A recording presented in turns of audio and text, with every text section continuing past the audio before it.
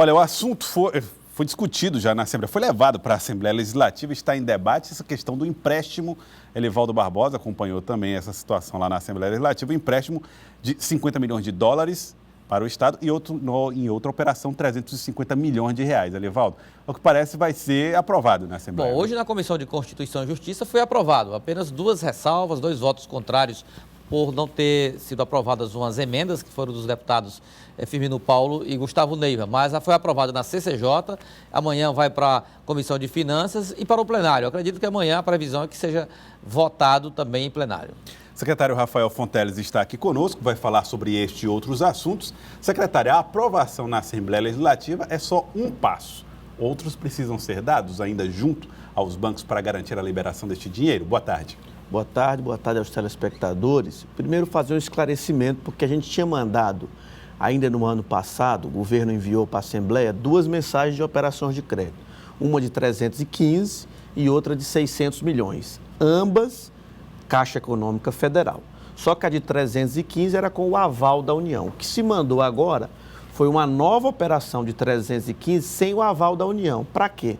Para garantir que o recurso saia, mesmo que o Tesouro Nacional se recuse a dar aval, como ele está se recusando até o momento. Por que essa recusa? Em virtude de uma ação do Rio de Janeiro, principalmente, porque o Rio de Janeiro deixou de pagar uma parcela do empréstimo, aí a União usou a sua prerrogativa de bloquear o repasse do Rio de Janeiro, mas o Supremo Tribunal Federal disse que não podia bloquear. Ora, então a União se sentiu prejudicada nessa prerrogativa dela, porque quando ela dá o aval, é nessa condição de poder bloquear os recursos. Até o dever de bloquear. Exatamente. Então, como houve esse caso, isso levantou toda uma preocupação na equipe do Ministério da Fazenda. A gente acredita que seja isso, até porque nenhum Estado está tendo esse aval até o momento. Mas nós não estamos deixando de pleitear isso. Apenas para não se perder tanto tempo, se está colocando essa mensagem na Assembleia, para, na hipótese de não acontecer o aval, que a gente, da mesma forma que vai obter os 600 milhões, consiga os 315. E os 50 milhões de dólares é relativo à operação Profisco 2, Banco Interamericano de Modernização Fazendária. É um programa também que a maioria dos estados entram, essa normalmente não tem nenhum óbice por parte do governo federal e também deve ser aprovada. Então, essas medidas, todas essas operações são importantíssimas, principalmente para as obras e investimentos que tanto interessam a população e que o Tesouro não tem condição de arcar sozinho. Quando você fala dos investimentos nessa parte fiscal, 50 milhões de dólares, o que se espera é o seguinte: o governo vai gastar ou vai investir esses 50 milhões de dólares em uma modernização que lhe renderá muito mais do que isso. No caso da Fazenda, a Fazenda ela tem essa, digamos assim, característica, né? O que a gente investe em tecnologia e modernização da máquina fazendária, você, obviamente, diminui a sonegação fiscal e, consequentemente, é um investimento que se paga para a sociedade como um todo. Vocês estimam quanto possam arrecadar a mais com esse investimento? Não, a gente tem uma estimativa do índice de sonegação fiscal que é na casa de 40%, ou seja, isso poderia significar mais de R$1 bilhão por ano. Por ano? É uma estimativa, claro que esse número é objeto de alguns estudos estatísticos, não é um número preciso. Mas esses investimentos em tecnologia e na modernização fazendária é que possibilita o Estado do Piauí estar há vários anos tendo um incremento da sua arrecadação própria bem superior à inflação. Mesmo no momento de crise, como nós estamos vivendo agora, a gente consegue um incremento da ordem de 8% com uma inflação de 5%.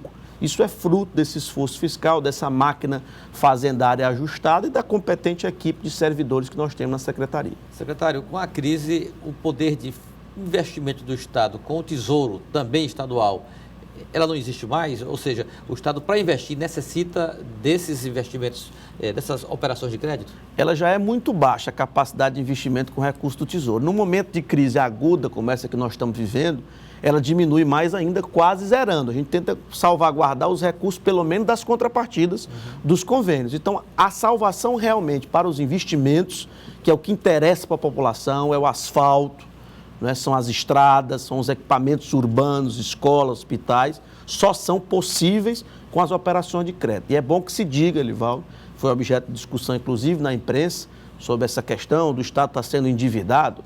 Nós estamos no menor nível de endividamento da história do Estado. E quem empresta, as instituições financeiras, são elas que estão mais preocupadas em saber se vão receber as respectivas parcelas de amortização e juros. Então, se nós temos a aprovação da instituição financeira, o aval da União, isso é motivo de comemoração. Essas obras só estão acontecendo, eu poderia citar várias delas, Rodoanel, duplicação das BRs, o elevado da Miguel Rosa, Transcerrados, asfaltamento urbano em praticamente todas as médias cidades do estado do Piauí, só são possíveis com recurso de operação de crédito. Então, essa é uma boa notícia para a sociedade piauiense. Mas a população reclama que estão demorando essas obras também. E demora exatamente por isso, porque esse processo de liberação dessas operações de crédito demora, às vezes, mais de um ano. O do Banco Mundial começou em 2013, na gestão do governador Wilson Martins, e só foi liberado em 2016, para você ver quando é um empréstimo externo. Esses empréstimos nacionais podem demorar cerca de 6 meses, que é a estimativa que nós estamos dando. Então, nós precisamos fazer uso disso, temos as condições, para você ter uma ideia, o Estado, pela resolução do Senado, pode se endividar até 200% da sua receita corrente líquida. Pois bem, a receita corrente líquida do Piauí é 7,5 bilhões. Então, poderia ter uma dívida de até 15 bi. A dívida do Piauí é em torno de 3,5 bi. Ou seja, tem todo um espaço ainda de endividamento sem comprometer essa resolução do Senado, que vem justamente para salvaguardar isso, para não deixar que essa gestão, por exemplo, deixe para as próximas gestões ou para as próximas gerações essas dívidas maiores. Então, o Estado do Piauí tem feito o seu dever de casa e merece e tem que fazer uso. O gestor que não fizer uso dessa capacidade de endividamento será cobrado mais na frente, como não tendo feito o que era possível ser feito. E ninguém tem que adiar obras quando se pode fazer agora com operações de crédito. Livaldo, quando se fala a respeito de corte de gastos, a gente usa muito a expressão apertar o cinto, né? Isso. Apertar, se for o que o secretário fez, perdeu aí 8 quilos, o secretário de Fazenda, exercitando em si o que deve fazer com a máquina, hein? Exatamente, com toda a pele. Agora, falar desse esforço, tem até um decreto, né, Joelson? O decreto aí do governador Wellington Dias determinando cortes aí numa escala de 10% até 30%, uma variação, uma gradação desses cortes. Mas aí veio a crítica também por setores da oposição. Elas não são incompatíveis em relação à reforma que o governo está ainda concluindo, que cria novas instituições, como a Fundação Hospitalar e 9 coordenadorias? Bom, perfeito, muito pertinente a sua colocação, Elivaldo, porque, de fato, da forma como é colocado, quando se cria as coordenadorias, fica parecendo que isso gera um aumento de despesa. E o que foi colocado pelo governo é que todos os orçamentos dessas secretarias, inclusive orçamento com eventual locação de veículo, terceirizados, o custeio básico de cada uma delas será derivado e está sendo derivado das secretarias às quais elas estão vinculadas. Entendi. Então, não é para haver nenhum aumento de despesa. Tanto que isso não é incompatível com o decreto de contingenciamento, que exatamente está definindo cortes de 10% a 30%, dependendo do tipo de despesa. Então, a despesa essencial, como energia elétrica, diminuir 10% é o que a gente acha razoável. Agora, um contrato discricionário pode reduzir até 25% de todos os gestores, de todos os órgãos, para poder exatamente salvaguardar o quê? Qual é o nosso grande desafio esse ano? Folha de pagamentos e o custeio dos serviços essenciais. Ainda há riscos de atraso de folha? Sempre vai haver risco no momento, como eu disse aqui no começo, que a crise econômica continua no seu auge. Então, as crises políticas não têm fim no Brasil. Começa, por exemplo, cassação de presidente sendo votado no TSE, delação da Odebrecht, talvez delação do Eduardo Cunha. Então, você não tem um ambiente para se terminar esse ajuste. O ajuste no curto prazo, ele é recessivo, então ele prejudicar realmente o crescimento do PIB e do emprego. Então, você não tem como ter um otimismo econômico em relação a 2017. Qualquer pessoa que faz um prognóstico otimista já é para 2018. Aliás, outra crítica na reforma administrativa é que essa reforma que foi feita, em nenhum momento ela tratou, ou não se vê nas coordenadorias criadas, assim, este aqui vai gerar riqueza, esse aqui vai criar um ambiente propício para melhores negócios. É como se a reforma fosse meramente a acomodação de partidos políticos. Não, mas eu discordo. Claro que tem essa questão política e não cabe a mim, como técnico, comentar isso. Óbvio que tem a questão política.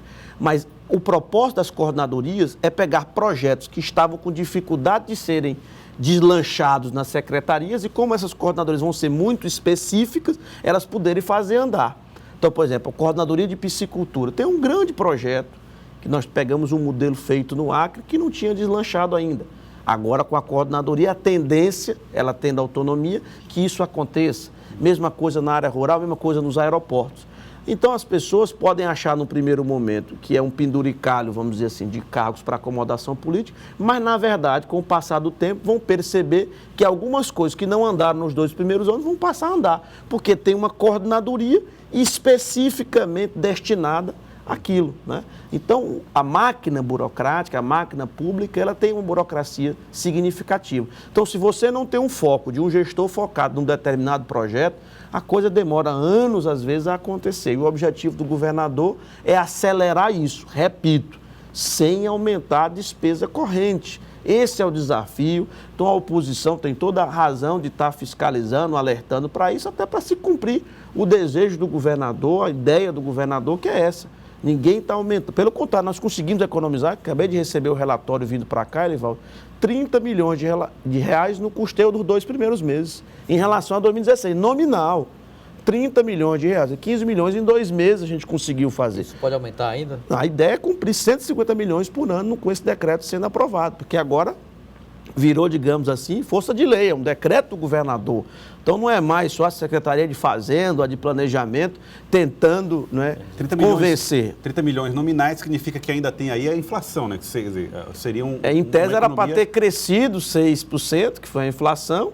A gente, além de não ter crescido nada, houve uma perda redução nominal, agora, né, no custeio. O decreto foi a medida tomada agora. Se isso não resolver na meta que vocês estabeleceram, quais são os próximos passos? Redução de cargos, corte de despesas? Não, numa situação hipotética, poderia se chegar até isso. A própria LRF prevê isso.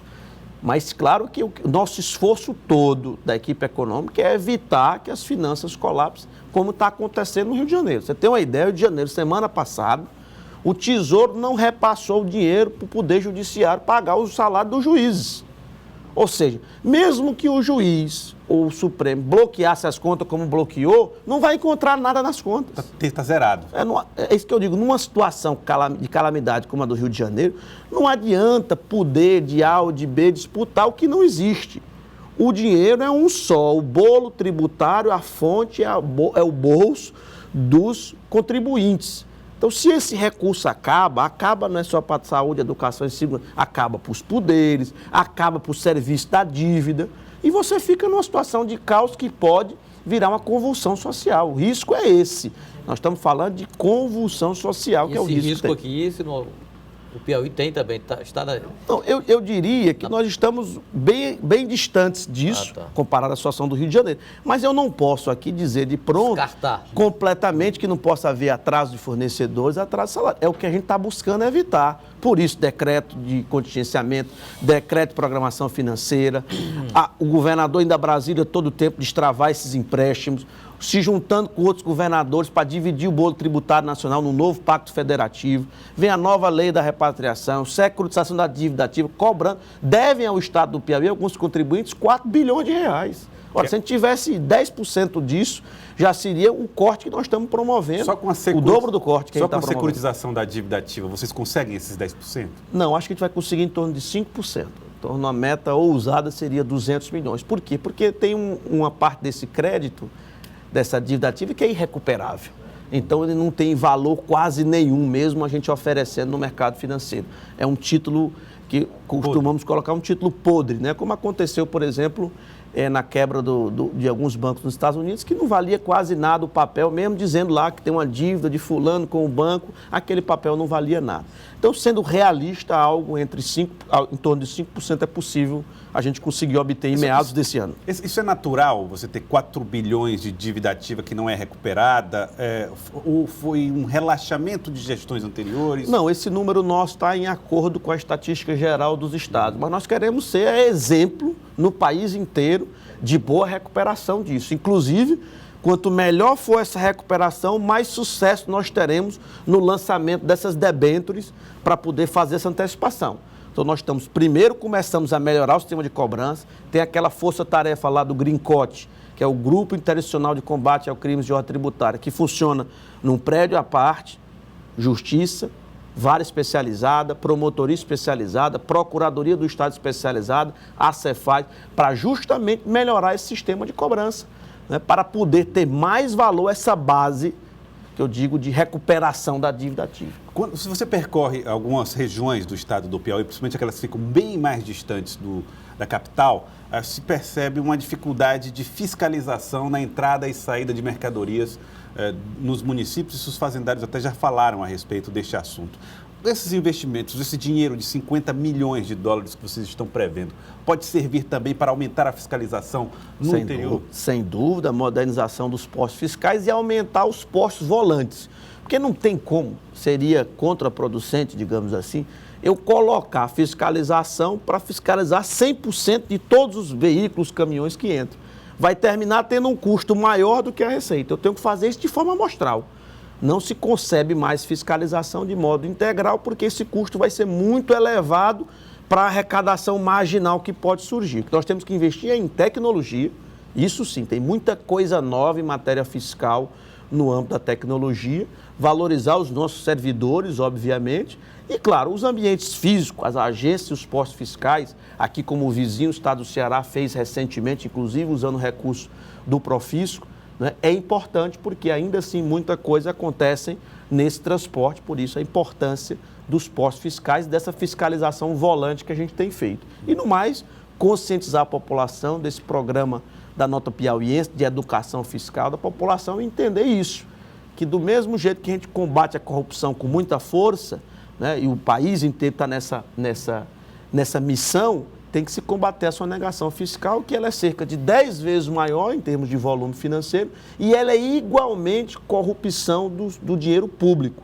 Porque quando você se apropria do imposto, esse imposto é da sociedade inteira e quem gera é o Estado. Então tem que ter muito cuidado nisso e muita força nesse combate à sonegação. Secretário, tem médicos fazendo protesto, fizeram um protesto agora de 24 horas, querendo aumento salarial, querendo conversar com o governo, porque, segundo eles, a Secretaria da Administração diz que não tem condição de dar aumento agora, embora tenha negociado durante os últimos meses. Tem outras categorias também querendo reivindicar aumento salarial. Nesse momento, o governo tem condição de dar aumento a alguma categoria ou mesmo convocar concursados? Deixa eu só colocar, o caso dos médicos tem uma excepcionalidade, porque foi feito um acordo sim em 2015 para se cumprir em 2016. Ocorre que em 2016 a LRF impedia qualquer aumento, então ficou para 2017. Então esse movimento dos médicos, legítimo, foi feito em função disso. Eles, olha, não deu para ser em 2016, mas agora tem que ser em 2017. Ontem teve uma reunião do sindicato com o secretário de Saúde e com o secretário de Governo, inclusive eu participei pelo telefone, para calcular seu impacto e já implementar agora no mês de maio esse acordo, assinado inclusive por mim, pelo secretário Franzé e pelo secretário Francisco, em 2015. Então isso vai ser cumprido. Com relação ao aumento geral para os servidores, realmente não existe essa condição nesse momento, né? Qualquer coisa que for pensada tem que ser parcelada, escalonada. Está, né, no limite prudencial. É óbvio, estamos abaixo do limite de alerta, mas a questão é a equação financeira, porque a parte do déficit previdenciário não entra nesse índice de gasto com o pessoal. E o nosso maior déficit é na parte da Previdência. Então, o que está acontecendo? A parte dos ativos está se equilibrando, mas a parte dos inativos e pensionistas, esse déficit aumenta. Por quê? Naturalmente, as pessoas estão avançando na idade, estão chegando em tempo de se aposentar, então elas saem da folha de ativo para a folha de inativo. E não houve nenhuma receita a mais para financiar esses novos que estão entrando. Por isso que o déficit aumenta. Mas para a conta da Fazenda, tudo é gasto com o pessoal, seja ativo, inativo ou pensionista. Então ocorre que o número contábil melhora, porque os inativos não entram nessa conta de gasto com o pessoal, porém a dificuldade financeira é a mesma. Então o problema é de ordem estritamente financeira. Tá certo. Secretário Rafael Fontes, muito obrigado pela participação aqui no Jornal do Piauí. Obrigado mesmo. Sempre às ordens.